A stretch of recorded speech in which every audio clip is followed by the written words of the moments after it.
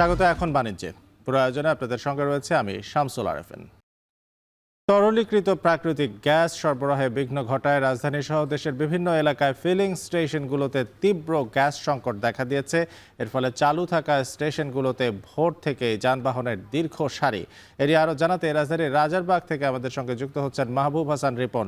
Ripon, feeling স্টেশনে চাহিদা অনুযায়ী গ্যাস পাওয়া যাচ্ছে কি না, সরবরাহ পরিস্থিতিটা কি, সেটা নিয়ে ফিলিং স্টেশন কর্তৃপক্ষ কি বলছে, বিস্তারিত জানাবেন আমাদের।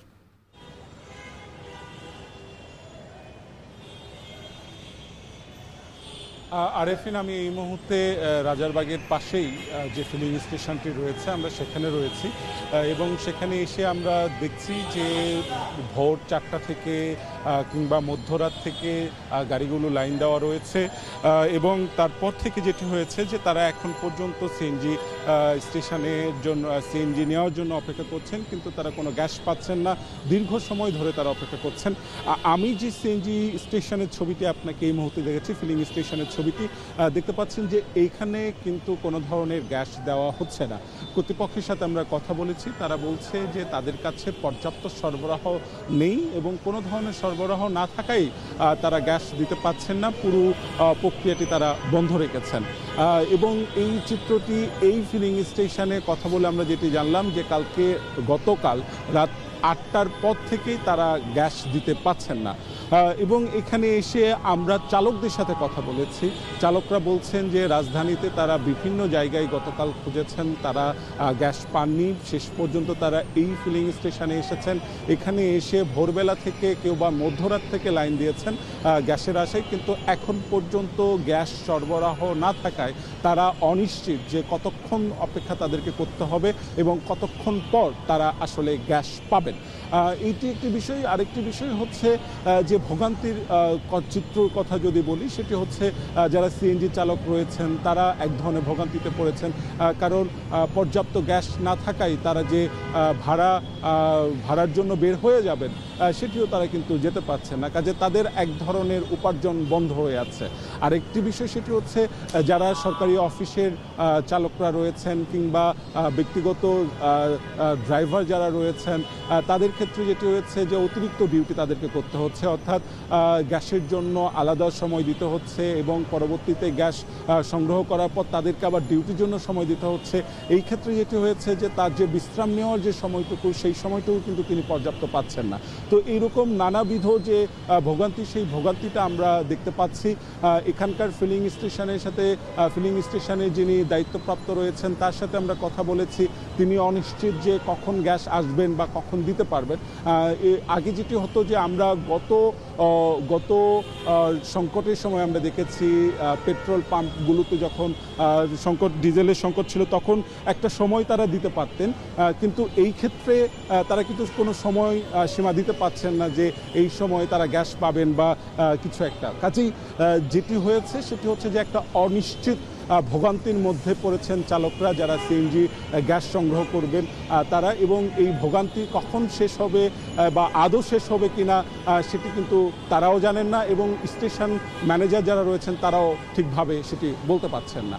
এই ছিল আমার কাছে ফিলিং স্টেশন থেকে সবশেষ। আরিফিন। রাজারবাগ থেকে আমাদের সঙ্গে যুক্ত হয়েছিলেন মাহবুব হাসান রিপন।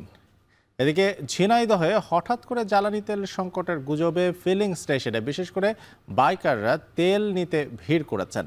জেলার কোটচাঁদপুর এবং মহেশপুর উপজেলার ফিলিং স্টেশনগুলোতে উপচে পড়া ভিড় সামলাতে হিমশিম খাচ্ছেন পাম্প কর্মীরা। তবে পাম্প মালিক এবং স্থানীয় প্রশাসন স্পষ্ট জানিয়েছে জেলায় পর্যাপ্ত তেল মজুত রয়েছে। এটি আরও জানাতে ঝিনাইদহের কোটচাঁদপুর থেকে যুক্ত হচ্ছেন MR রাসেল। তেল সংকটের গুজব নিয়ন্ত্রণে প্রশাসন কি উদ্যোগ নিয়েছে? বাড়তি চাহিদার কারণে তেলের দাম সেটা কি বেড়েছে কিনা, বিস্তারিত জানাবেন।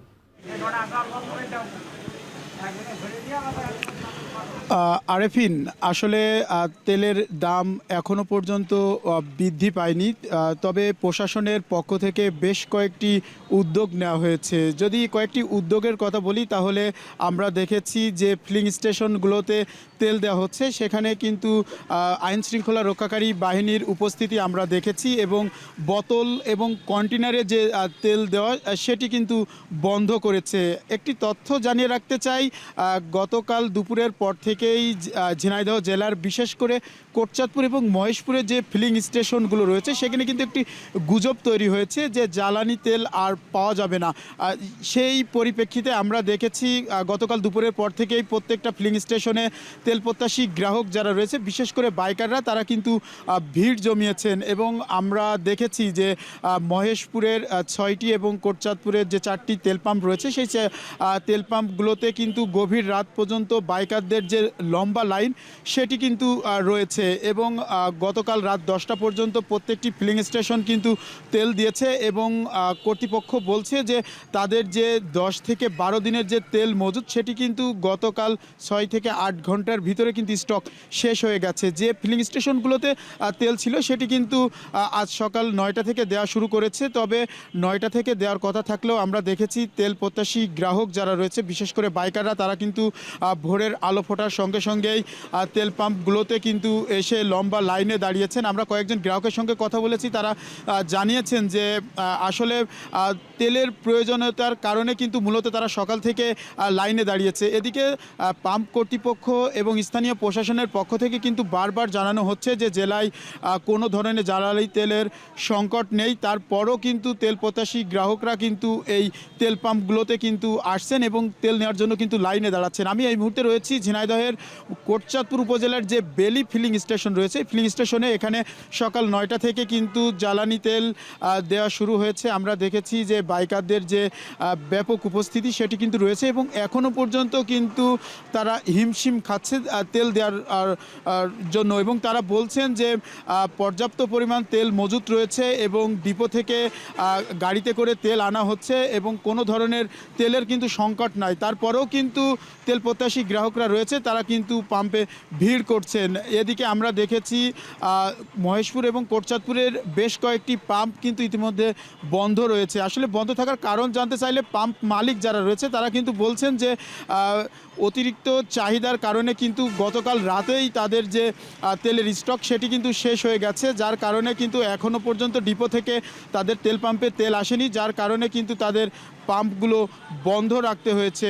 এখন পর্যন্ত মহেশপুরে 2টা এবং এই কোটচাঁদপুরে একটি মাত্র তেল পাম্পে পেট্রোল এবং অকটেন এবং ডিজেল তেল কিন্তু সরবরাহ করা হচ্ছে। তো এখন পর্যন্ত এই ছিল ঝিনাইদহের কোটচাঁদপুর মহেশপুরের যে তেলের কৃত্রিম অর্থাৎ গুজবের যে সংকট তার সর্বশেষ পরিস্থিতি। আরেফিন, ঝিনাইদহ থেকে আমাদের সঙ্গে যুক্ত হয়েছিলেন MR রাসেল। দেশে 1700 মিলিয়ন ঘনফুট চাহিদার মধ্যে 200 বিলিয়ন গ্যাসের সংকট রয়েছে বলে জানিয়েছেন তিতাসের MD শাহনেবাজ পারভেজ। রাজধানীর একটি হোটেলে জ্বালানি নিরাপত্তা ও রূপান্তর শীর্ষক সেমিনারে কথা বলেন তিনি। অনুষ্ঠানে জ্বালানি মন্ত্রী বলেন, সংকট মোকাবেলায় নবায়নযোগ্য জ্বালানিতে বিনিয়োগ বাড়ানো সহ নানামুখী পদক্ষেপ নেওয়া হয়েছে। জবাবদিহিতা নিশ্চিতে খুচরা বিদ্যুৎ বিতরণ বেসরকারি মালিকানায় দিতে চায় সরকার। সাজিদ আরাফাতের প্রতিবেদন। একদিকে বাড়ছে গ্যাস সংকট, অন্যদিকে বাড়তি দামে এলএনজি দিয়ে বিদ্যুৎ উৎপাদন। এই দুইয়ের সাথে যোগ হয়েছে বিগত সরকারের রেখে যাওয়া বিশাল অঙ্কের বকেয়া বিলের চাপ। এমন অবস্থায় দেশের জ্বালানি সংকট কাটাতে নবায়নযোগ্য জ্বালানিতে বিনিয়োগ বাড়ানো সহ নানামুখী পদক্ষেপ নিচ্ছে সরকার। তারই অংশ হিসেবে বিদ্যুৎ বিতরণ ব্যবস্থাকে বেসরকারি মালিকানায় ছেড়ে দেওয়ার পরিকল্পনার কথা জানান বিদ্যুৎ ও জ্বালানি মন্ত্রী। বুধবার দুপুরে দেশের জ্বালানি নিরাপত্তা ও রূপরেখা নিয়ে আলোচনায় মন্ত্রী বলেন, বিদ্যুৎ খাতে দক্ষ, স্বচ্ছ ও বিল আদায়ে জবাবদিহিতা নিশ্চিতে এই খাতকে বেসরকারি মালিকানায় ছেড়ে দেওয়ার চিন্তা করছে সরকার। Government cannot do retail business. I can produce, I can go for generation. Bulk আমি বিক্রি করতে পারি, but not the retail. Retail should be with the private. তো ডিস্ট্রিবিউশনটা আমরা প্রাইভেট করতে চাই এবং Prime Minister has given me a consent. You go ahead. মন্ত্রী বলেন, বিগত সরকার জ্বালানি খাতকে আমদানি নির্ভর করে গেছে, সাথে তাদের রেখে যাওয়া ৬৭,০০০ কোটি টাকা বকেয়া নিয়ে চলতে হচ্ছে সরকারকে। এমন অবস্থায় নবায়নযোগ্য জ্বালানির বিষয়েও সরকারের পরিকল্পনার কথা তুলে ধরেন তিনি। সবার cooperation pi. By the end of our term, I can leave behind 10,000 megawatt. That is my target. আর আপনার সোলারের তো আমরা যে ফ্যাসিলিটি দিয়েছি, ট্যাক্স হলিডে থেকে সব সময় দিয়েছি আমরা। যেসব বাড়িতে আপনার সোলার প্যানেল লাগাবে তাদেরকে আমরা মিউনিসিপ্যালিটি ট্যাক্স রিবেট দেবো। একই আয়োজনে তিতাসের এমডি জানান ১৭০০ মিলিয়ন ঘনফুট চাহিদার পরিপ্রেক্ষিতে দেশে গ্যাসের ঘাটতি প্রায় ২০০ মিলিয়ন ঘনফুট। এমন অবস্থায় দেশীয় গ্যাসের উৎপাদন না বাড়লে শিল্প খাত ও আবাসিক গ্রাহকদের পর্যাপ্ত গ্যাস যোগান দেয়া চ্যালেঞ্জিং। টোটাল ফ্র্যাঞ্চাইজ এরিয়ার মধ্যে আমার ১২-১৩টা জেলা আছে, যতগুলো মানে ইন্ডাস্ট্রি আছে সেগুলোকে যদি আমি স্মুথলি অপারেট করতে চাই, আমার গ্যাসের ডিমান্ড হচ্ছে ২২০০ মিলিয়ন কিউবিক ফিট। তো সেই জায়গার মধ্যে আমি যদি ১৭০০ পাই তাহলে স্মুথলি মোটামুটি চালাতে পারি। স্পেশালি গাজীপুর এরিয়াটা খুবই গ্যাস ক্রাইসিস চলছে, আর আবাসিকের কথা বাদিয়ে দিলাম, এটা নিত্যনৈমিত্তিক ঘটনা। জ্বালানি খাতে দীর্ঘমেয়াদী সংকটের জন্য অতীতের সরকারকে দায়ী করেন জ্বালানি বিশেষজ্ঞরা। বলেন, গ্যাস অনুসন্ধান ও কূপ খননে যে অবহেলা হয়েছে তার খেসারত দিচ্ছে দেশ। জ্বালানি স্বনির্ভরতা অর্জনের পাশাপাশি এই খাতে টেকসই রোডম্যাপ তৈরিতে সমন্বিত নীতিমালার উপর জোর দেন বিশেষজ্ঞরা। ইস্টার্ন রিফাইনারি বন্ধ হয়ে আছে বিকজ ক্রুড আনতে পারছি না আমরা। Our refinery is fully dependent on Saudi Arab and UAE crude. বন্ধ হয়ে আছে, পারছি না। এটা যদি ডাইভার্স একটা থাকতো, সোর্স থাকতো, তাহলে হয়তো আমরা সেখান থেকে আনতে পারতাম। এদিকে নবায়নযোগ্য জ্বালানি সম্প্রসারণে সোলার সরঞ্জামে সরকার শূন্য শুল্ক সুবিধা ঘোষণা দিলেও বাস্তবে আমদানিকারকরা এ সুবিধা পাচ্ছেন না বলে মন্তব্য করেন এই খাতের ব্যবসায়ীরা। এখানে দুটো জিনিস দরকার, এটা হচ্ছে কোঅর্ডিনেশন দরকার আর সাহসী সিদ্ধান্ত দরকার, যে আমি চাই করব এটা, তাহলে হবে। আপনি প্রাইস কমাবেন, ট্যাক্স বাড়ায় দিচ্ছেন, তো প্রাইস কেমন করবেন? জ্বালানি খাতের দীর্ঘমেয়াদী সংকট সমাধান কিংবা নবায়নযোগ্য জ্বালানির প্রসার বাড়াতে সরকার কারিগরি দক্ষতা, প্রযুক্তি ও অর্থায়ন বাড়ানোর দিকে মনোযোগী হবে বলে আশাবাদ ব্যবসায়ী, বিশেষজ্ঞ সহ খাত সংশ্লিষ্টদের। যে আজকে সাজিদ আরাফাত, এখন, ঢাকা। নৈতিক স্খলন প্রমাণিত হওয়ায় সাতক্ষীরা ৪ আসনের সংসদ সদস্য গাজী নজরুল ইসলামকে বহিষ্কার করেছে জামায়াতে ইসলামী। দলের কেন্দ্রীয় নির্বাহী পরিষদের জরুরি বৈঠকে এ সিদ্ধান্ত নেওয়া হয়। এদিকে বুধবার রাতে দলটির মুখপাত্র জানান, গাজী নজরুল ইসলামের সংসদ সদস্য পদ বাতিল চেয়ে বৃহস্পতিবার ইসিতে চিঠি দেবে দলটি। এর আগে নির্বাচন কমিশন সচিব জানান, নোটিশ পেলে আইন অনুযায়ী ব্যবস্থা নেবে ইসি। আরও জানাচ্ছেন হোসেন জাহিদ। জামায়াত নেতা গাজী নজরুল ইসলামকে শ্যামনগরে অবাঞ্ছিত ঘোষণা এবং সংসদ সদস্য পদ বাতিলের দাবিতে সকাল থেকেই বিক্ষোভে নামেন স্থানীয়রা। দেশে এই কেলেঙ্কারির ঘটনার ব্যাপক সমালোচনা ও বিক্ষোভের পর জামায়াতে ইসলামীর কেন্দ্রীয় নির্বাহী পরিষদের এক জরুরি বৈঠকে দল থেকে গাজী নজরুল ইসলামকে বহিষ্কার করা হয়। এক বিবৃতিতে জামায়াত ইসলামী জানায়, সাংগঠনিক তদন্তে তার নৈতিক স্খলন প্রমাণিত হওয়ায় গঠনতন্ত্রের ৬২ নং ধারা অনুযায়ী এমন সিদ্ধান্ত নিয়েছে দল। একই সাথে তাকে সংগঠন থেকে বহিষ্কারের বিষয়টি নির্বাচন কমিশনকে অবিলম্বে অবহিত করার সিদ্ধান্ত হয়। সাংগঠনিক গঠনতন্ত্রের ৬২ নং ধারা অনুযায়ী তাকে দল থেকে বহিষ্কারের সিদ্ধান্ত নিয়েছে। এদিকে সংবিধানের ৭০ নং অনুচ্ছেদ অনুযায়ী দল থেকে বহিষ্কার হলেই এমপি পদ বাতিল হওয়ার নিয়ম নেই। এমপি পদ শূন্য হতে গেলে নিজ থেকে পদত্যাগ করতে হয়। তবে এমন ঘটনায় ইসির পরামর্শ চাওয়া হলে পদ থাকা না থাকার সিদ্ধান্ত নেওয়ার এখতিয়ার আছে নির্বাচন কমিশনের। যদিও দল থেকে তিনি পদত্যাগ করেনি, কিন্তু দলই তাকে ছেড়ে দিয়েছে, দলই তাকে বহিষ্কার করে দিয়েছে। সুতরাং তার ৭০ অনুচ্ছেদ অনুযায়ী ওয়াইডার অর্থে, বৃহত্তর অর্থে তিনি আর সংসদ সদস্য থাকছেন না। এরকম কোন অবস্থা হয় তবে নির্বাচন কমিশনের কাছেই যেতে হয় এবং নির্বাচন কমিশন যে সিদ্ধান্ত দেবেন সেই সিদ্ধান্তই হয়। এদিকে এ বিষয়ে নোটিশ পেলে আইন অনুযায়ী ব্যবস্থা নেবে নির্বাচন কমিশন। তাৎক্ষণিক প্রতিক্রিয়ায় এই তথ্য জানান ইসি সচিব আক্তার আহমেদ। হোসেন জাহিদ, এখন, ঢাকা। আরএফএল ওয়াটার পাম্পের রোটর এখন আরো উন্নত, ফলে অল্প সময়ে ওঠে অধিক পানি আর বিদ্যুৎ সাশ্রয় হয় 20% পর্যন্ত। আরএফএল ওয়াটার পাম্প, অন করলেই পানির তুফান। বেড়েই চলেছে ডেঙ্গু আক্রান্তের সংখ্যা। রাজধানীর হাসপাতালগুলোতে বিভিন্ন জেলা শহর থেকে আসা রোগীর সংখ্যা বাড়ছে। চিকিৎসার জন্য নিজ এলাকা ছেড়ে ঢাকায় স্থানান্তর বাড়াচ্ছে মানুষের ভোগান্তি। চিকিৎসক এবং কীটতত্ত্ববিদদের সংখ্যা এখনই পদক্ষেপ না নিলে আগস্ট সেপ্টেম্বরে ভয়াবহ রূপ ধারণ করতে পারে ডেঙ্গু। বিস্তারিত জুনায়না জাফরিনের প্রতিবেদনে। এই শহরে যাপিত জীবনে সমস্যার অন্ত নেই। নানা সংকট আর অসঙ্গতির মাঝেই দিন কাটাতে হয় নগরবাসীকে। এই যেমন অল্প বৃষ্টিতেই নগরীর বিভিন্ন এলাকায় সৃষ্ট জলাবদ্ধতা, আর এই জমে থাকা পানি নিয়ে আসে ডেঙ্গু আতঙ্ক। হাসপাতাল ঘুরে দেখা যায় গেল কয়েকদিনের তুলনায় বেড়েছে ডেঙ্গু রোগীদের ভিড়।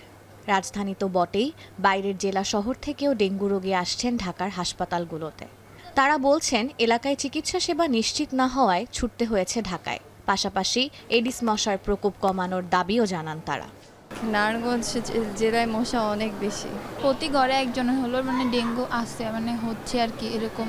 ঢাকায় আসি চিকিৎসা করার জন্য, পরে ডেঙ্গুতে ধরা খাই। কুমিল্লা গরিপুর মেডিকেলে ভর্তি হচ্ছি। আমরা ভর্তি হওয়ার পরে ওইখানে 3 দিন নিছি। 3 দিন নেওয়ার পরে আমাদের জ্বর ভালো হইতেছে না। এই মেডিকেলে আজকে 3 দিন, আমরা ইনশাল্লাহ সুস্থ। আমাকে আজকে বিদায় দিয়ে দিবে, ছুটি দিবে। পরিসংখ্যান বলছে চলতি মাসে 21 জুলাই পর্যন্ত ডেঙ্গু আক্রান্ত রোগীর সংখ্যা 4753 জন। গেল জুন মাসে যা ছিল 1700-র মতো। হাসপাতাল কর্তৃপক্ষ বলছে দ্রুত ডেঙ্গু দমনে উপযুক্ত পদক্ষেপ নেওয়া না হলে বাড়তে পারে ভয়াবহতা। রোগীদের সুস্থতার জন্য যথাযথ চিকিৎসা সেবা অব্যাহত আছে বলেও জানান তারা। আমাদের স্থানীয় রোগী যেমন ছিল, পাশাপাশি একটা উল্লেখযোগ্য সংখ্যায় বিভিন্ন জেলার রোগী এখানে আসতো রেফার হয়ে। জ্বরে আক্রান্ত হলেই চিকিৎসার আওতায় চলে আসা, নিশ্চিত হওয়া যে উনি ডেঙ্গুতে আক্রান্ত কিনা। যদি ডেঙ্গুতে আক্রান্ত হয়ে থাকেন তাহলে আমাদের গাইডলাইন অনুসরণ করে চিকিৎসা নিলে তাহলে কোনো থাকবে না, দুশ্চিন্তার কোনো কারণ থাকবে না। এদিকে বিশেষজ্ঞরা বলছেন দেশের বিভিন্ন জেলায় এডিস মশার ঘনত্বের পরিমাণ আশঙ্কাজনকভাবে বেড়েছে। তাই যথাযথ পদক্ষেপ গ্রহণে ব্যর্থ হলে আগস্ট-সেপ্টেম্বরে বাড়তে পারে আক্রান্তের সংখ্যা। বাংলাদেশের প্রতিটি জেলা এবং উপজেলাতে এই মুহূর্তে এডিস মশার ঘনত্বের ইন্ডেক্স 20-এর উপরে আছে, যেটি ডেঙ্গু ছড়ানোর জন্য অত্যন্ত উপযোগী। বাংলাদেশে এই মুহূর্তে আমরা যদি সঠিকভাবে ব্যবস্থা নিতে না পারি তাহলে আগামী মাস, বিশেষ করে আগস্ট এবং সেপ্টেম্বর, এই 2টি মাস ডেঙ্গু পরিস্থিতি খারাপ হওয়ার একটি ঝুঁকি আছে। ডেঙ্গু মোকাবিলায় জনসচেতনতার পাশাপাশি স্থানীয় প্রশাসনকে উপযুক্ত পদক্ষেপ নেওয়ার তাগিদই বিশেষজ্ঞের। জুনায়না জাফরিন, এখন, ঢাকা। হঠাৎই ময়মনসিংহ মেডিকেল কলেজ হাসপাতালে বেড়েছে ডেঙ্গু রোগী। প্রতিদিন গড়ে 10 থেকে 15 জন ডেঙ্গু আক্রান্ত হয়ে ভর্তি হচ্ছেন হাসপাতালের ডেঙ্গু ওয়ার্ডে। ডেঙ্গুর চোখ রাঙানি ভাবিয়ে তুলছে নগরবাসীকে। এরই মধ্যে নগরের 6টি ওয়ার্ডকে ডেঙ্গুর হটস্পট ঘোষণা করা হয়েছে। মশক নিধনে ক্রাশ প্রোগ্রাম শুরু করেছে সিটি কর্পোরেশন। মশার লার্ভা নিধনে দ্রুত ব্যবস্থা না নিলে ডেঙ্গু পরিস্থিতি ভয়াবহ হওয়ার আশঙ্কা চিকিৎসকদের। তবে পরিস্থিতি মোকাবেলায় প্রয়োজনীয় প্রস্তুতি রয়েছে বলে জানিয়েছে স্বাস্থ্য বিভাগ। হারুনুর রশিদের প্রতিবেদন। এবার কিছুটা আগেই চোখ রাঙাচ্ছে ডেঙ্গু। ময়মনসিংহ মেডিকেলে প্রতিদিন ভর্তি হচ্ছে গড়ে 10 থেকে 15 জন ডেঙ্গু রোগী। তীব্র জ্বর, শরীর ব্যথা, বমি, ডায়রিয়া সহ নানা উপসর্গ নিয়ে আসছেন রোগীরা। জুলাইয়ের 2 তারিখ থেকে ডেঙ্গু আইসোলেশন ওয়ার্ডে বুধবার পর্যন্ত ভর্তি হওয়া 242 জন রোগীর মধ্যে 103 জনই ময়মনসিংহ নগরীর। আক্রান্তদের বেশিরভাগই নগরীর নৌমহল, আকুয়া মাদ্রাসা কোয়ার্টার, লিচুবাগান, বাউন্ডারি রোড, হাজীবাড়ি, নতুন বাজার সহ আশপাশের এলাকার বাসিন্দা। নগরীর আকুয়া মাদ্রাসা কোয়ার্টার এলাকায় এডিস মশার কামড়ে ডেঙ্গু আক্রান্ত হন বাংলাদেশ কৃষি বিশ্ববিদ্যালয়ের শিক্ষার্থী আব্দুল আউয়াল শেখ। তীব্র জ্বর, মাথা ব্যথা সহ নানা উপসর্গ নিয়ে বুধবার ভর্তি হন ময়মনসিংহ মেডিকেলে। দ্রুত কমছে রক্তের প্লাটিলেট। ভর্তির পর থেকে স্যালাইন দেয়া হচ্ছে তাকে। একই অবস্থা অন্য রোগীদেরও। দাওয়াত খেতে গেছিলাম আকুয়া মাদ্রাসা কোয়ার্টার, মসজিদের নালার সামনের বাসায়। তো ধারণা করছি যে ওইখানে মশা কামড় দিছে। মাদ্রাসা প্রতিকে আপনার ডেঙ্গু সংখ্যা বেশি, ওদিকে মানুষজন বেশি আক্রান্ত হয়, সেই সময়তে আমি আক্রান্ত হয়েছি। হাসপাতালের নির্মাণাধীন ড্রেনগুলো যেন মশার প্রজনন কেন্দ্র। মশার লার্ভায় সয়লাব, স্বচ্ছ পানির এই ড্রেন। এছাড়া নগরীর আবর্জনাযুক্ত ড্রেন, খালগুলোতেও মিলছে মশার লার্ভা। অপরিচ্ছন্ন বাড়ির আঙিনা, কনস্ট্রাকশন সাইটে জমে থাকা পানি ও ঝোপঝাড়েও বিস্তার বাড়ছে মশার। এতে নতুন করে ডেঙ্গুর চোখ রাঙানিতে শঙ্কিত নগরবাসী। পুরা 3তলা বিল্ডিংয়ের 3তলাতে, নিচতলাতেও আছে, 2তলাতেও আছে। আমার ওয়াইফও আক্রান্ত হয়েছিল। সারা রাত্রে ঘুমায় নেই টেনশনে, মশা কামড় দেয়। এটা আমাদের এলাকার অত্যন্ত ভয়ের কারণ হয়ে দাঁড়াইছে, কারণ এটা ঘরে ঘরে ডেঙ্গু ছড়িয়ে গেছে। ডেঙ্গুর হটস্পট 6টি ওয়ার্ডকে অধিক গুরুত্ব দিয়ে পরিচ্ছন্নতা কার্যক্রম জোরদারের পাশাপাশি নিয়মিত মশক নিধন কার্যক্রম চলছে বলে জানান সিটি প্রশাসক। আমরা আমাদের সাধ্যমতো চেষ্টা করছি, ড্রেন, রাস্তা, খাল, খনন পরিষ্কার করছি আমরা জঙ্গল পরিষ্কার করছি, বিভিন্ন স্কুল কলেজগুলো আমরা বিশেষ স্প্রে করছি। জনগণ যেন একটু সচেতন হয়, তার বাড়ির ছাদটা, তার বাড়ির পিছনটা পরিষ্কার আছে কিনা। এদিকে এডিসের লার্ভা ধ্বংস করতে না পারলে ডেঙ্গু ব্যাপক হারে ছড়িয়ে পড়ার আশঙ্কা করছেন চিকিৎসকরা। বিভাগীয় স্বাস্থ্য পরিচালক জানান, ডেঙ্গু মোকাবেলায় সব প্রস্তুতি রয়েছে তাদের। ময়মনসিংহ মেডিকেল কলেজ হাসপাতালে শুরু থেকে আমরা আইসোলেশন ওয়ার্ড করেছি, ডেঙ্গু আইসোলেশন ওয়ার্ড। তো এটার মাধ্যমে আমরা ডেঙ্গু আক্রান্ত রোগীদেরকে সেবা দিচ্ছি। আমাদের ডাক্তার এবং নার্স সহ যে আমাদের যে টিম আছে সেই টিম কাজ করতেছে। সুতরাং চিকিৎসার ক্ষেত্রে এবং ডায়াগনোসিসের ক্ষেত্রে সমস্যা না, সমস্যা হচ্ছে লোকজনদের সচেতন করা এবং ডেঙ্গুর উৎপত্তিস্থলকে ধ্বংস করে ডেঙ্গু মশা নিয়ন্ত্রণ করা। চলতি বছর ময়মনসিংহ মেডিকেলে ডেঙ্গু নিয়ে ভর্তি হয় ৩৪৬ জন রোগী। হারুনুর রশিদ, এখন, ময়মনসিংহ। মানবতা বিরোধী অপরাধের মামলায় জিয়াউর রহমান হত্যা মামলার আসামি মোজাফফর হোসেনকে গ্রেপ্তার দেখাতে ট্রাইব্যুনালে হাজির করা হয়েছে। এ নিয়ে আরও খবর জানাতে ট্রাইব্যুনাল থেকে আমাদের সঙ্গে যুক্ত হচ্ছেন ইমদাদুল আজাদ। ইমদাদ, আসামি মোজাফফর হোসেনকে আদালতে তোলা হয়েছে কিনা এবং মামলা বিরোধী কোন মামলায় তাকে গ্রেপ্তার দেখানো হতে পারে?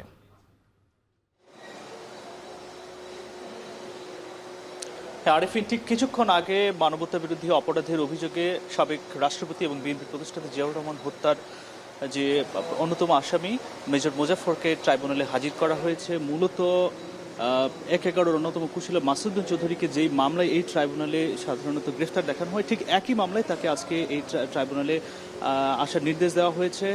বেলা 12টা নাগাদ তাকে এই আদালত বসবে এবং আমরা গত দুদিন আগে এই আন্তর্জাতিক অপরাধ ট্রাইব্যুনাল চিফ প্রসিকিউটর যেটি জানিয়েছিলেন যে তাকে, সে যেহেতু সেনা আইনি গ্রেফতার আছে, আজকে তাকে প্রোডাকশন ওয়ারেন্টের মাধ্যমে এখানে আনা হয়েছে এবং তাকে এই আন্তর্জাতিক অপরাধ ট্রাইব্যুনালের মামলায় গ্রেফতার দেখানোর আবেদন জানানো হবে।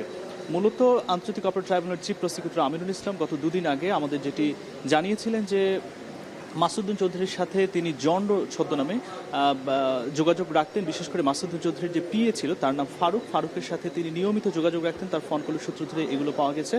এবং গত 16 বছরে বিশেষ করে আওয়ামী লীগ আমলের সময়ে তিনি নিয়মিত ভারত বাংলাদেশে যাতায়াত করতেন এবং বিভিন্ন দেশে যাতায়াত করতেন। ১/১১ থেকে শুরু করে বাংলাদেশের বিগত আওয়ামী লীগ আমলে যেসব নির্বাচন হয়েছে এই নির্বাচনগুলোতে তারা প্রভাব খাটানোর চেষ্টা করেছে এবং যেসব মানবতা বিরোধী অভিযোগ হয়েছে এই অভিযোগেও তার সম্পৃক্ততা আছে বলে চিফ প্রসিকিউটর জানিয়েছিলেন। মূলত গত বৃহস্পতিবার এই জিয়াউর রহমান হত্যা মামলার যিনি আসামি মোজাফফরকে রাজধানী থেকে গ্রেফতার করা হয়। গ্রেফতারের পরেই নানান ধরনের চাঞ্চল্যকর তথ্য শোনা যাচ্ছে। সবশেষ তাকে এই আজকে ট্রাইব্যুনালে হাজির করা হলো। তো আমরা যেটা প্রসিকিউশন সূত্রে যেটা জানতে পেরেছি যে বেলা 12টা নাগাদ এই ট্রাইব্যুনালে বসার পরে আমরা জানতে পারবো যে তাকে সুনির্দিষ্ট ঠিক কোন মামলায় এখানে গ্রেফতার দেখানো হবে। তবে আপাতত আমরা বলতে পারছি যে মাসুদুল চৌধুরীকে যে অভিযোগে এই ট্রাইব্যুনালে গ্রেফতার দেখানো হয়েছে, যে অভিযোগে তার এই ট্রাইব্যুনালে বিচার চলছে, ঠিক অনুরূপ অভিযোগে মেজর মোজাফফরেরও এখানে বিচার হবে। চিফ প্রসিকিউটর আরও যেটি জানিয়েছেন যে তিনি নিয়মিত মূলত এই নির্বাচনে প্রভাব খাটানোর চেষ্টা করতেন এবং তো আমরা বলতে পারি যে বেলা 12টা নাগাদ ট্রাইব্যুনাল বসবে। আরিফিন, ইমদাদুল আজাদ আমাদের সঙ্গে যুক্ত হয়েছিলেন আন্তর্জাতিক অপরাধ ট্রাইব্যুনাল থেকে।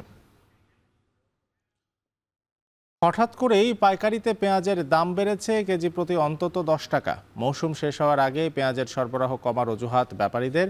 অক্টোবর-নভেম্বর মাসে পেঁয়াজের দাম বাড়লেও এবার 2 মাস আগে এই দামের ঊর্ধ্বমুখী প্রবণতা লক্ষ্য করা যাচ্ছে। পেঁয়াজ আবাদে সরকারের নানান প্রণোদনা সত্ত্বেও লোকসানের অভিযোগ অনেকের। আবার চাহিদার তুলনায় বেশি উৎপাদনের পরও এভাবে দাম বাড়াটা অস্বাভাবিক বলছেন বাজার বিশেষজ্ঞরা। শোয়েব রহমানের প্রতিবেদনে বিস্তারিত। দেশে বছরে পেঁয়াজের চাহিদা প্রায় 28 লাখ টন। গত 3 বছরে গড়ে 11% হারে বেড়েছে পেঁয়াজ উৎপাদনে স্বাবলম্বী হয়েও অসময়ে হুট করে বাড়ছে পেঁয়াজের দাম। গেল 10 দিনে পণ্যটির দাম বেড়েছে প্রতি কেজিতে অন্তত 10 টাকা। কৃষি সম্প্রসারণ অধিদপ্তরের তথ্য অনুযায়ী গত 2022-23 অর্থ বছরে উৎপাদন 34,16,000 টন। পরের বছর 37,89,000 টন এবং 2024-25 অর্থ বছরে উৎপাদন বেড়ে দাঁড়ায় 42,50,000 টন। চাহিদার চেয়ে বেশি উৎপাদন হওয়ায় ভরা মৌসুমে পেঁয়াজের দাম কেজি প্রতি 25 থেকে 30 টাকা থাকলেও বর্তমানে তা বিক্রি হচ্ছে 45 থেকে 50 টাকায়। 50 থেকে 70টার ভিতরে গেলেও কোনো সমস্যা নাই, কিন্তু তার উপর গেলে তখন একটু ঝামেলা, যে না আসলে কিনে খাওয়ালার আবার চাপ দেবে। কিন্তু যে বাজার আছে এতে কৃষকের এখনো লস। আমদানি কমের কারণে পেঁয়াজের বাজারটা একটু বেশি আছে। দেশের মধ্যে অনেক বৃষ্টি, যার কারণে পেঁয়াজ আমদানি তেমন হচ্ছে না, যার কারণে বাজারটাও বাড়তে। দেশে প্রতি বছর পেঁয়াজ আবাদের জমির পরিমাণও বাড়ছে। 2022 থেকে 2026 সাল পর্যন্ত আবাদের জমির পরিমাণ বেড়েছে প্রায় 40,000 হেক্টর। এছাড়াও উৎপাদনে প্রণোদনা দিতে 8,000 কৃষককে বীজ, সার, সংরক্ষণ উপকরণ বিনামূল্যে প্রদান করেছে সরকার। তারপরও লোকসান হচ্ছে বলে দাবি অনেকের।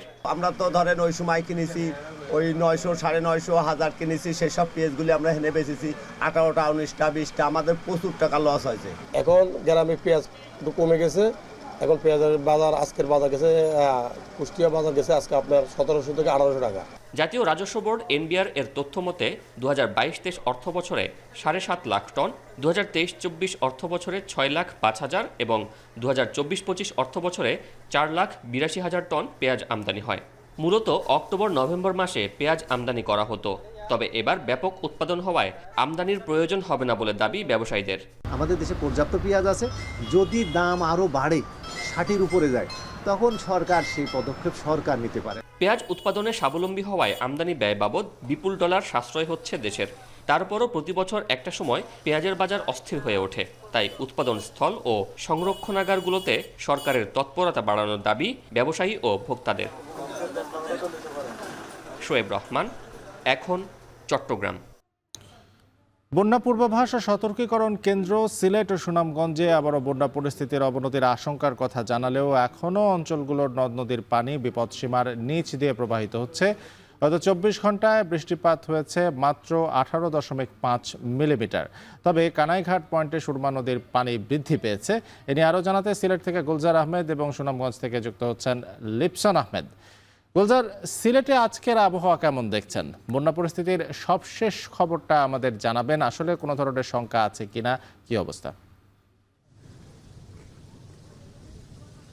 আরফিন, দেখুন, আবহাওয়ার যে অবস্থা সেটি আসলে শঙ্কা বলা যাবে না, কারণ আমরা বন্যার সময় বিশেষ করে সিলেটের যে বৃষ্টিপাতের পরিমাণটা থাকে সেই তুলনায় আসলে এই সপ্তাহে এখন পর্যন্ত হয়নি। আজকে যে তথ্য আপনাদেরকে জানিয়েছি সেটি হচ্ছে 18.5 মিলিমিটার বৃষ্টিপাতে আসলে তেমন উল্লেখ করার মতো কিছু না। আমরা এখনও দেখছি যে সুরমা নদীর পানি বিপদসীমার অনেক নিচ দিয়ে প্রবাহিত হচ্ছে, মিনিমাম 10 সেন্টিমিটার নিচে প্রবাহিত হচ্ছে। শুধুমাত্র যেহেতু ভারত থেকে, মেঘালয় থেকে, বরাক থেকে আসা এই নদীর যে উপশাখা আছে সেখানে কানাইঘাট পয়েন্টে বিপদসীমা ছুঁই পানির অবস্থা। বাকি যে অন্যান্য যে নদীগুলো, বিশেষ করে কুশিয়ারার কথা যদি বলি আমরা, মনু নদীর কথা বলি বা খোয়াই, এই যে নদীগুলো আছে সব নদীগুলোর পানি আপাতত বিপদসীমার নিচ দিয়ে প্রবাহিত হচ্ছে। তবে আবহাওয়া বন্যা পূর্বাভাস কেন্দ্র যেটি আমাদেরকে জানিয়েছে যে এখন পর্যন্ত আকাশে মেঘ আছে, যদিও ভারী বৃষ্টিপাতের সম্ভাবনা খুবই কম, তবে হালকা থেকে মাঝারি ধরনের বৃষ্টিপাত হতে পারে।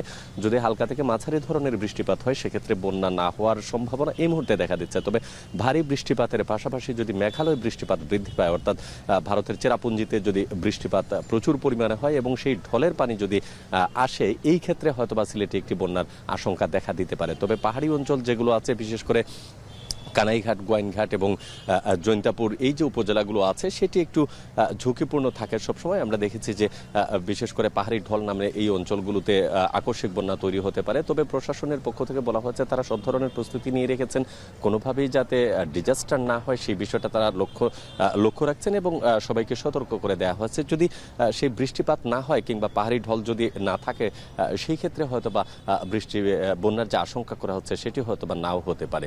তো আপাতত বলা যায় পরিবেশ পরিস্থিতি অনেকটা ভালো এবং আজকে সকাল থেকেই রোদ ছিল, যদিও মাঝে মধ্যে আকাশ মেঘলা হচ্ছে, কিন্তু বৃষ্টি এখনো সকাল থেকে আসলে হয়নি। এই হচ্ছে সিলেট থেকে সর্বশেষ তথ্য। আরেফিন, এবারে আমরা একটু সুনামগঞ্জে যেতে চাই। লিপসন, পানি তো কমতে শুরু করেছে, মানুষের জীবনযাত্রা কি স্বাভাবিক হচ্ছে? কি অবস্থা দেখছেন?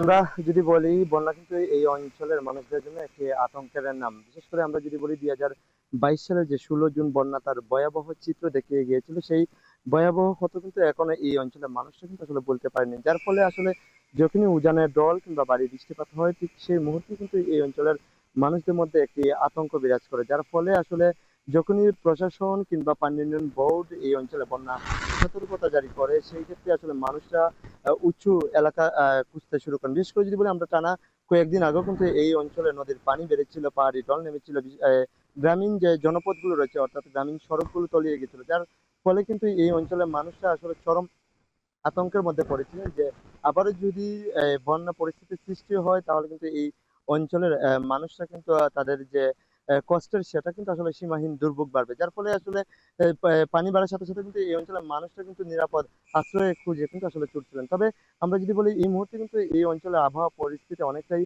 ভালো, তবে কখনো বৃষ্টি কখনো প্রখর রোদের দেখা মিলছে। তবে পানি উন্নয়ন বোর্ড আমাদেরকে যেটি জানিয়েছে, ইতিমধ্যে কিন্তু এই আপাতত বন্যার কোনো সংখ্যা নেই। যদি ভারতের যে চেরাপুঞ্জি রয়েছে সেখানে বৃষ্টিপাত অব্যাহত থাকে, পাহাড়ি ঢল নামে, তাহলে কিন্তু এই অঞ্চলে যে সুরমা, কুশিয়ারা, জাদুকাটা, বওলাই কিংবা অন্যান্য যে নদীগুলো রয়েছে সেই নদীর পানি কিন্তু আসলে বিপদ সীমার উপরে উঠতে পারে, যার ফলে আসলে আমরা যদি বলি একদম প্রান্তিক পর্যায়ে যে গ্রামগুলো রয়েছে সেই গ্রামগুলোর নিম্নাঞ্চল কিন্তু প্লাবিত হবে। পাশাপাশি কিন্তু প্রায় 5 লাখেরও বেশি মানুষ কিন্তু তাৎক্ষণিক পানিবন্দী হয়ে পড়তে পারেন, যার ফলে কিন্তু আমরা দেখেছি ইতিমধ্যে প্রশাসনের পক্ষ থেকে কিন্তু তারা যেহেতু পানি যখন বৃদ্ধি পাচ্ছে তখন কিন্তু তারা শুকনো খাবার সহ কিন্তু যে পরিমাণ বন্যা মোকাবেলা করার জন্য প্রস্তুতি নেওয়া দরকার তারা সব কয়টি কিন্তু আসলে তারা ইতিমধ্যে রেখেছেন। তবে সব মিলে বলা যায় যেহেতু পানি কমছে, যার ফলে কিন্তু এখানকার মানুষের ভিতরে কিছুটা স্বস্তি ফিরেছে। শারফিন আর নদ নদীর পানি বাড়া কমার খবরাখবর নিয়ে আমাদের সঙ্গে সিলেট থেকে গুলজার আহমেদ এবং সুনামগঞ্জ থেকে লিপসান আহমেদ যুক্ত হয়েছিলেন। 2023 সালের অক্টোবরে তড়িঘড়ি করে 5তলা আধুনিক ভবন উদ্বোধনের 3 বছর পার হলেও আলোর মুখ দেখেনি ঝিনাইদহের কোটচাঁদপুর উপজেলা স্বাস্থ্য কমপ্লেক্সের নতুন ভবন। ব্যবস্থাপনা নষ্ট হচ্ছে ভবনের কোটি কোটি টাকার সম্পদ। ভবনটি এখন পরিণত হয়েছে মাদক সেবীদের আখড়ায়। এবার রাসেলের তথ্য ছবিতে বিস্তারিত প্রতিবেদনে। 5 তলা বিশিষ্ট নতুন ভবনের ফাঁকা কক্ষে ময়লা আবর্জনার স্তূপ, চুরি হয়ে যাচ্ছে আসবাবপত্র, টিভি ও পানির ট্যাপ সহ গুরুত্বপূর্ণ সামগ্রী।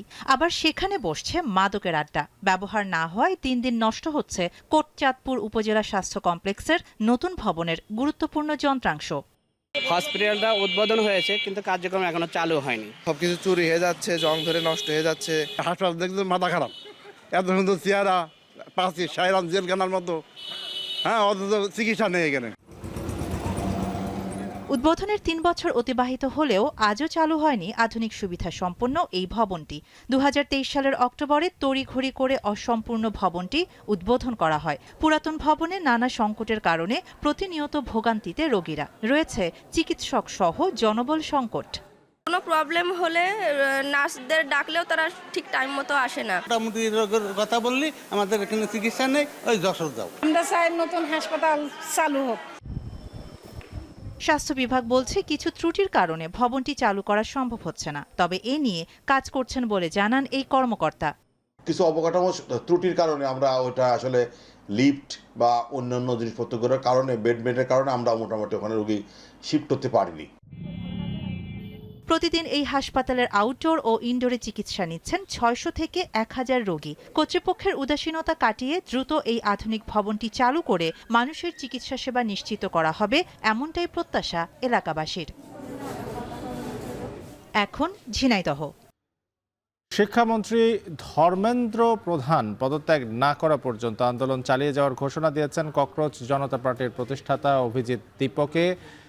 চলমান বিক্ষোভের জেরে ইন্টারনেট বন্ধের পাশাপাশি বন্ধ ঘোষণা করা হয়েছে দিল্লির 16টি মেট্রো স্টেশন। শিক্ষার্থীদের উপর পুলিশি হামলার ঘটনা স্বাধীনভাবে তদন্তের মাধ্যমে 4 সপ্তাহের মধ্যে পুলিশকে জবাব দেওয়ার নির্দেশ দিয়েছেন দিল্লি হাইকোর্ট। এদিকে শিক্ষার্থীদের বিরুদ্ধে শাস্তিমূলক ব্যবস্থা না নিলে অনশন ভাঙার আশ্বাস দিয়েছেন অধিকার কর্মী সোনম ওয়াংচুক। বিস্তারিত জানাচ্ছেন তানভীর জনি। টানা 34 দিন ধরে দিল্লির যন্তর মন্তরে অবস্থান কর্মসূচি ও বিক্ষোভ চালিয়ে যাচ্ছে ককরোচ জনতা পার্টির সমর্থকেরা। পুলিশের লাঠিচার্জ ও নির্যাতনের মুখেও আন্দোলন চালিয়ে যাচ্ছে শিক্ষার্থীরা। প্রতিদিনই দলে দলে শিক্ষার্থীদের সঙ্গে সাধারণ মানুষ ভিড় জমাচ্ছেন ককরোচ পার্টির সমাবেশে। এমন অবস্থায় সংগঠনটির প্রতিষ্ঠাতা অভিজিৎ দীপকে জানান, কেন্দ্রীয় শিক্ষামন্ত্রী ধর্মেন্দ্র প্রধানের পদত্যাগের বিষয়ে কোনো আপোষ হবে না। সরকারের দমনপীড়নের মধ্যেও ককরোচ পার্টি তাদের অহিংস আন্দোলন অব্যাহত রাখবে। हमारा प्रोटेस्ट जैसे चला रहा था वैसे ही चलता रहेगा। हमारा प्रोटेस्ट तब तक वापस नहीं लिया जाएगा जब तक धर्मेंद्र प्रधान का इस्तीफा नहीं होता। গেল বুধবার রাতে যন্তর মন্তরে সিজিপি সমর্থকদের সঙ্গে সংঘর্ষে বেশ কয়েকজন পুলিশ সদস্য আহত হয়েছেন। পুলিশের অভিযোগ, তাদের লক্ষ্য করে ইট পাটকেল ছুটতে থাকে আন্দোলনকারীরা। পরে তাদের ছত্রভঙ্গ করতে পদক্ষেপ নেয় পুলিশ। এ ঘটনায় কয়েকশো অজ্ঞাত আসামি করে 10টি অভিযোগ গঠন করা হয়। নিরাপত্তার সংখ্যায় জোরদার করা হয়েছে কড়া নিরাপত্তা ব্যবস্থা। সমাবেশের আশপাশে বন্ধ করে দেয়া হয়েছে ইন্টারনেট পরিষেবা। আন্দোলন দমাতে মোদী সরকার এই পদক্ষেপ নিয়েছে বলে অভিযোগ ককরোচ জনতা পার্টির। চলমান বিক্ষোভের জেরে বন্ধ করে দেয়া হয়েছে দিল্লির 16টি মেট্রো স্টেশন। পরবর্তী নির্দেশনা না দেওয়া পর্যন্ত এইসব স্টেশন বন্ধ রাখার কথা জানিয়েছে দিল্লি মেট্রো রেল কর্পোরেশন। শিক্ষার্থীদের দাবি আদায়ে 25 দিন ধরে অনশন করছেন অধিকার কর্মী সোনম ওয়াংচুক। আন্দোলনকারী তরুণদের বিরুদ্ধে শাস্তিমূলক ব্যবস্থা না নিলে অনির্দিষ্টকালের অনশন ভাঙার আশ্বাস দেন তিনি। और वो आश्वासन अगर जल्द मिल जाए तो मैं आप सबके और जो नेतागण यहाँ पर आए उनकी बातों का इज्जत करते हुए अनशन आज ही तोड़ूंगा। এদিকে শিক্ষার্থীদের উপর পুলিশের হামলার বিষয়ে আবেদন শুনতে বুধবার অস্বীকৃতি জানায় ভারতের সুপ্রিম কোর্ট। একদিন পরই এ বিষয়ে দুটি জনস্বার্থ মামলা শুনতে চেয়েছেন দিল্লি হাইকোর্ট। আগামী 4 সপ্তাহের মধ্যে স্বাধীন তদন্তের মাধ্যমে পুলিশকে জবাব দাখিল করার আদেশ দিয়েছেন প্রধান বিচারপতির সমন্বয়ে গঠিত বেঞ্চ। ভিডিও ফুটেজ ও অন্যান্য রেকর্ড সংরক্ষণেরও নির্দেশ দেওয়া হয়েছে। তানভীর জনি, এখন বিশ্ব।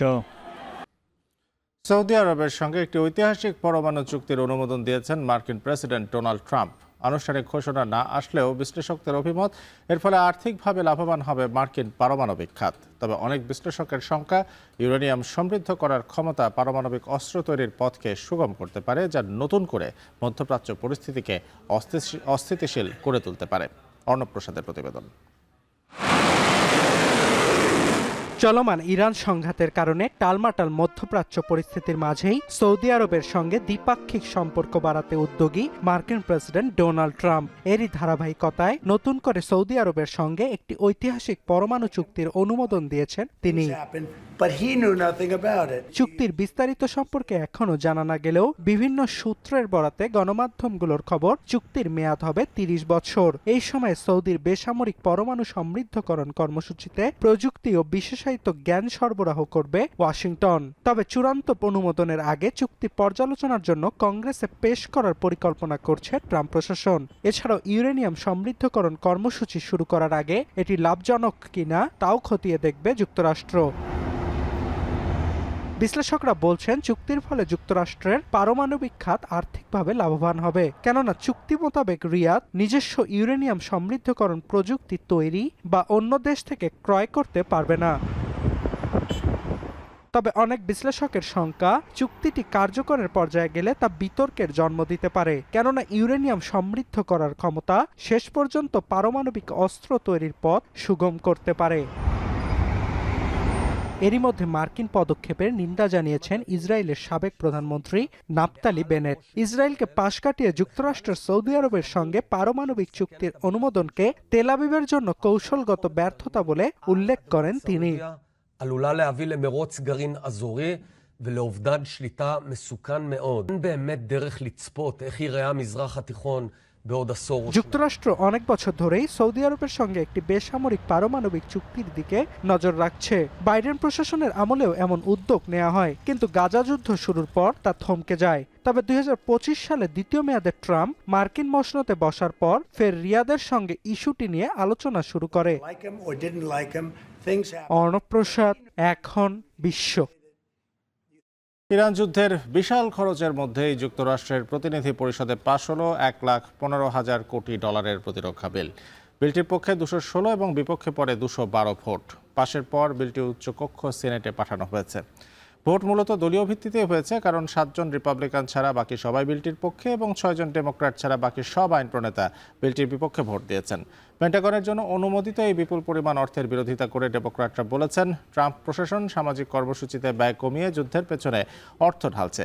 এদিকে রিপাবলিকানরা বলছেন, ইরানে যুদ্ধরত সামরিক বাহিনীকে সমর্থন, প্রতিরক্ষা ব্যবস্থার উন্নয়ন ও সরঞ্জাম ক্রয় এবং মার্কিন সেনাদের 7% বেতন বৃদ্ধি, ব্যারাক ও পারিবারিক আবাসন নির্মাণের মতো সুবিধার এই বিলটি অপরিহার্য ছিল। এই ছিল এখন বাণিজ্যে। এখন টেলিভিশন ওয়েবসাইটে দেখতে ভিজিট করুন www.ekhon.tv, ফেসবুকে দেখতে ভিজিট করুন facebook.com/tv.ekhon এবং ইউটিউবে দেখতে ভিজিট করুন youtube.com/c/ekhon tv।